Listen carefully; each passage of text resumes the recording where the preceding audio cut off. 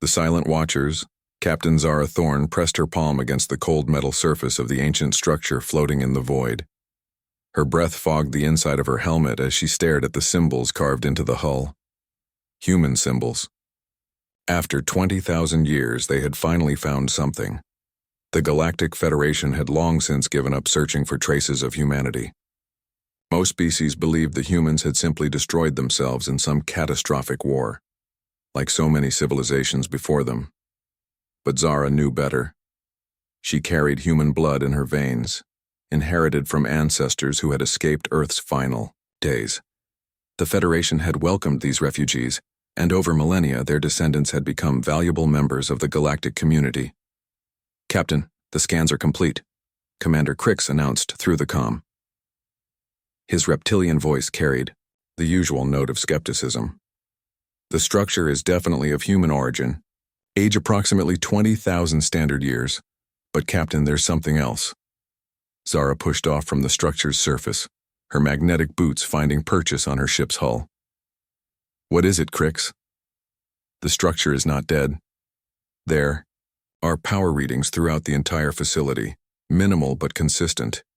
It's been running continuously for 20 millennia. The implications sent a chill down Zara's spine. 20,000 years of uninterrupted operation.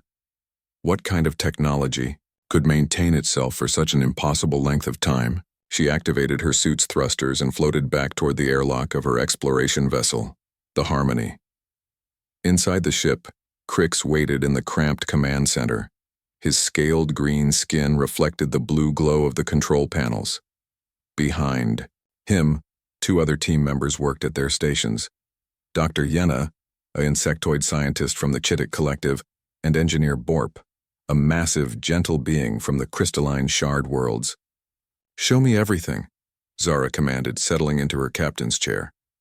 The main display flickered to life, showing a detailed scan of the human structure. It was roughly cylindrical, about 2 kilometers long and half a kilometer wide. The hull was scarred by millennia of micrometeorite impacts, but the underlying structure remained sound. Most remarkable were the energy signatures emanating from within. "The power source appears to be some form of zero-point energy extraction," Dr. Yenna clicked, her mandibles working excitedly. "Theoretical physics suggests such technology should be impossible to maintain for more than a few centuries at most." "Humans were always full of surprises," Zara murmured. She had studied every scrap of human history available in the Federation archives. They had been a young species, barely reaching beyond their home star system when they vanished. Yet their technology had often defied conventional understanding. "Captain," Borp's crystalline voice chimed like bells, "I am detecting a docking mechanism. The structure appears designed to accept visitors." Zara made her decision. "Prepare for docking. Full environmental suits, standard first contact protocols." The docking process was surprisingly smooth. The ancient human station seemed to recognize their approach, adjusting its orientation and extending a docking tube that sealed perfectly with the Harmony's airlock. When the pressure equalized, Zara led her team into the station. The corridor beyond was dark but clean. Their suit lights revealed walls lined with what appeared to be crystalline matrices, all glowing faintly with internal light. The architecture was distinctly human, but far more advanced than anything in the historical records. "Artificial gravity is functioning," Crix noted, checking his instruments. "Atmosphere is breathable for humans, maintained at optimal levels." They moved deeper into the station, following corridors that seemed to lead toward the central core. At every junction, the crystalline matrices grew brighter as if responding to their presence. Finally, they reached a vast central chamber. The room was a perfect sphere, perhaps 50 meters in diameter. The walls were covered entirely in the glowing crystals, creating a constellation of soft light that pulsed in complex patterns. At the center of the sphere, suspended in midair, was a single chair, and in that chair sat a human woman. She appeared to be in her 30s, with dark hair and olive skin. Her eyes were closed, and she seemed to be sleeping peacefully.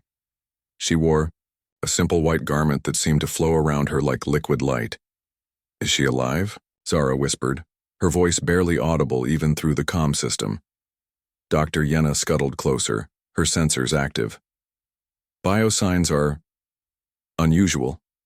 There is neural activity, but no heartbeat, no respiration.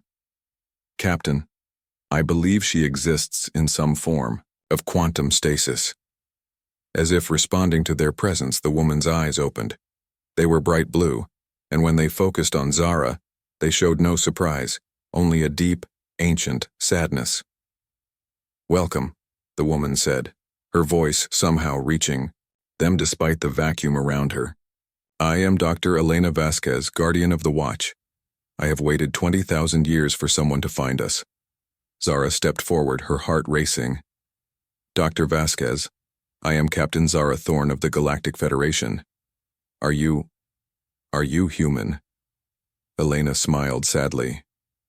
I was once. Now I am something more and something less. I am the memory keeper, the last physical anchor of our species. She gestured to the crystalline walls around them.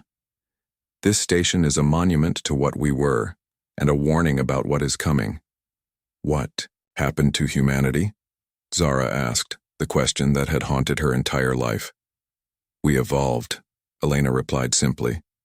When we realized that our physical forms were too fragile to survive what was approaching, we found another way. Most of us transcended, became beings of pure consciousness, existing in quantum dimensions beyond normal space and time. But we needed watchers, guardians who would remain behind to protect the younger species. She stood from the chair, and Zara could see that she was not entirely solid. Light seemed to pass through her, and the edges of her form flickered occasionally. The Devourers are coming, Elena continued, her voice taking on an urgent tone. Entities from between dimensions that consume reality itself. They destroyed our original timeline, forced us to make the ultimate sacrifice. We became something. Beyond their reach, but the other species, they remain vulnerable. Commander Crick stepped forward, his sensors scanning frantically. Captain, I'm detecting massive energy fluctuations throughout the station. Something is activating. Elena nodded. The watch has ended. The Devourers have found this reality. It is time for the return protocol. The crystalline matrices throughout the chamber began to pulse faster, brighter. Elena raised her hand, and Zara felt a strange tingling sensation through her environmental suit. You carry human DNA, Elena said, looking directly at Zara. The old blood still flows in you, diluted but present. You can serve as a bridge between what we were and what we became. I don't understand, Zara said, but even as she spoke, she felt something changing within her. Her vision sharpened, and she could suddenly see energy patterns flowing through the walls, through her companions, through the very fabric of space around them.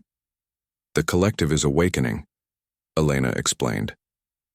20,000 years ago, humanity's consciousness joined together, becoming something greater than the sum of its parts. We have watched, we have waited, and we have prepared. Now our children among the stars need our protection. Through the station's walls, Zara could suddenly see space itself. And in that space, reality was wrong. Tears in the fabric of existence, leaked darkness that seemed to devour light itself. From those tears things were emerging, things that hurt to look at, that made reality recoil from their presence. The Devourers, Elena whispered. They've found this universe. But even as the cosmic horrors began to spread across the star system, other shapes appeared in space. Ships, unlike anything in the Federation databases. They were sleek, organic-looking. Vessels that seemed to be made of crystallized light. Hundreds of them, then thousands materializing from dimensions beyond normal space. The return fleet, Elena said, and for the first time, she smiled with genuine joy. Humanity comes home. The return protocol.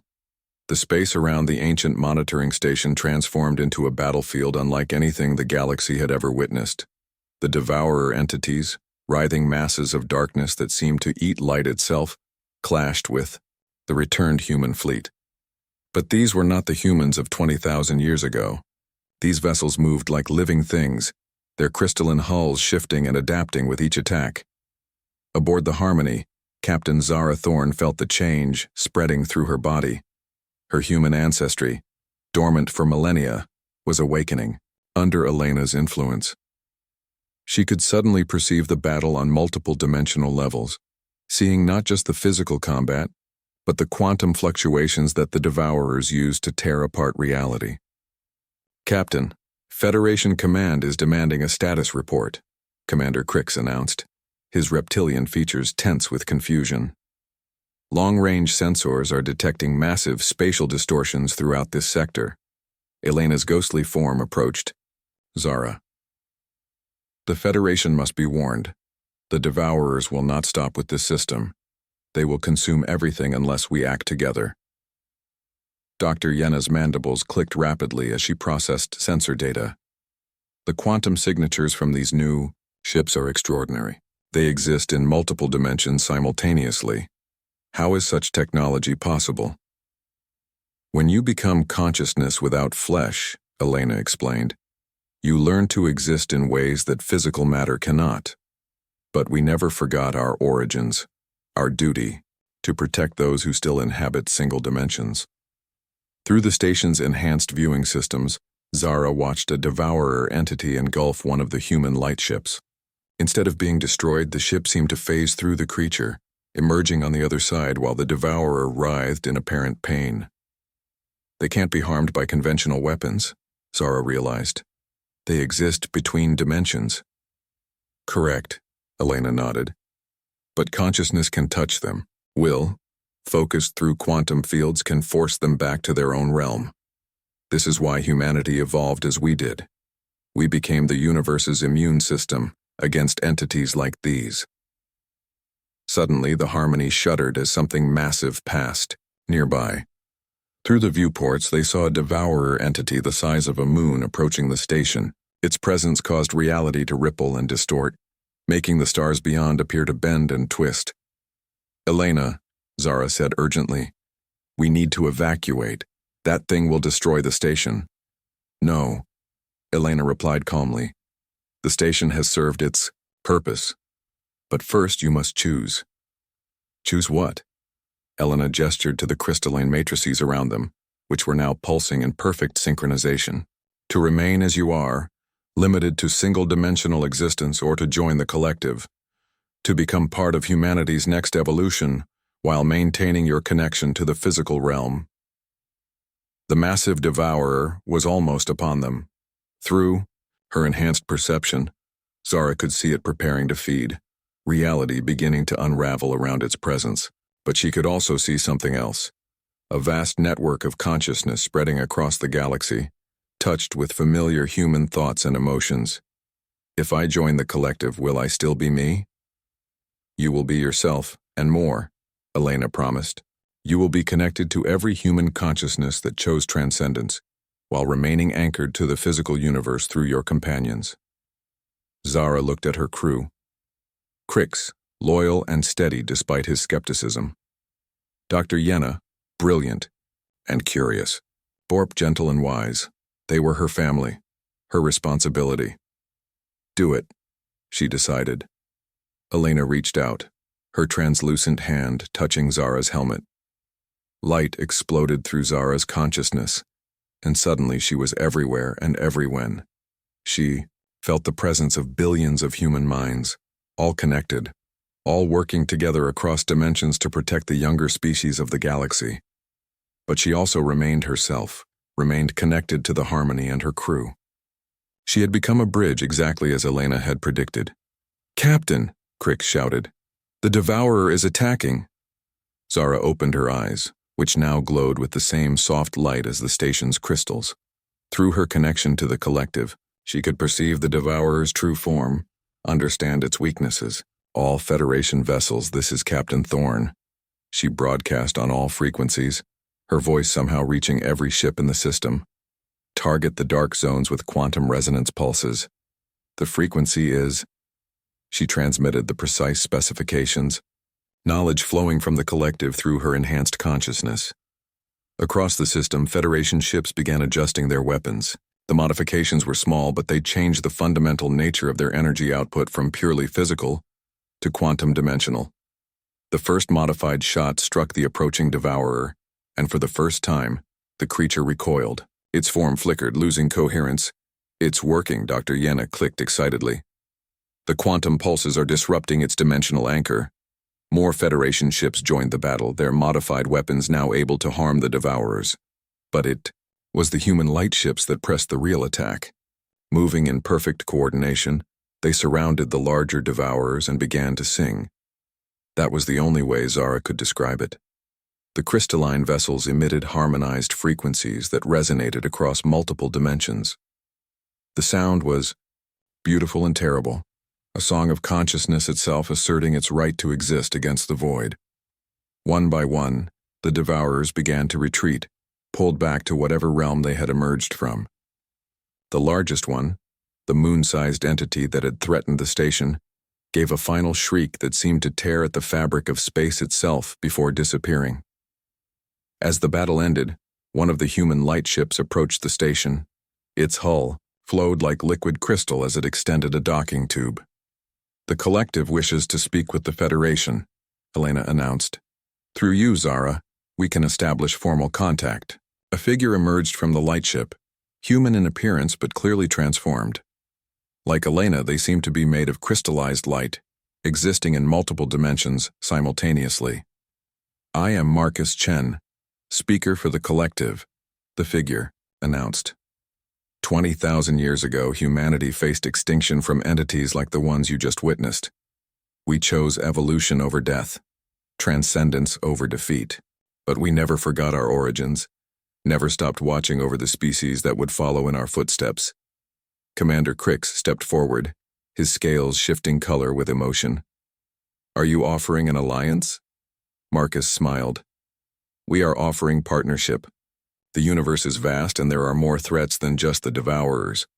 Humanity can provide protection and knowledge, but we need anchors in the physical realm. We need friends who can touch solid matter, who can build and create in ways we no longer can." Dr. Yenna's mandibles clicked thoughtfully. "A symbiotic relationship. Your consciousness-based technology combined with our physical capabilities." "Exactly," Elena agreed. "Zara has shown that the bridge between dimensions is possible. Through descendants like her, humanity can maintain connection to the physical universe while protecting it from interdimensional threats." Zara felt the truth of it flowing through her enhanced consciousness. The collective was vast and powerful, but it was also lonely. The transcended humans missed physical existence, missed the simple joy of touching solid matter, of breathing air, of connecting with other beings in the limited but intimate way that physical existence allowed. "What about Earth?" Zara asked. "Our homeworld?" Marcus's expression grew sad. "Earth exists in a quantum superposition, both destroyed and preserved, depending on which dimensional frame you observe from. Perhaps someday, when the threats to this universe have been neutralized, we can stabilize that superposition, make Earth whole again." Over the following hours, as Federation reinforcements arrived and the immediate crisis passed, the framework for a new galactic alliance took shape. The Galactic Federation would provide the physical anchor for humanity's return to normal space, while the collective would protect against interdimensional threats. Zara remained the primary bridge between the two forms of existence.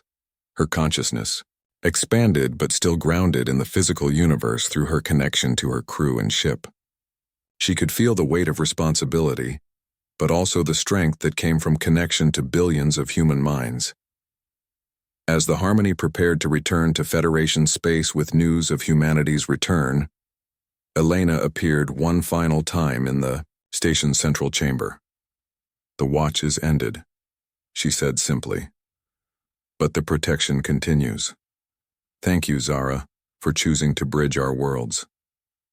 "Thank you for keeping the vigil," Zara replied. "For 20,000 years you waited alone. That's over now." Elena smiled, and for a moment she appeared fully human again, solid and warm and alive. Then she faded, her consciousness joining the vast network that surrounded and protected the galaxy. The ancient monitoring station powered down, its purpose finally fulfilled. But throughout space, The human lightships took up positions near Federation worlds, silent guardians watching for threats from beyond normal reality. Humanity had returned, not as conquerors or refugees, but as protectors. They had evolved beyond physical existence but retained their most essential characteristic, the drive to defend those who could not defend themselves. And in the captain's chair of the Harmony, Zara Thorne felt the weight and joy of being human in a way that transcended biology, transcended species, transcended even existence itself.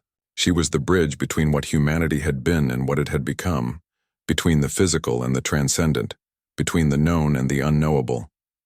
The galaxy would never be the same. And that, she thought with a smile that glowed with crystalline light, was exactly as it should be.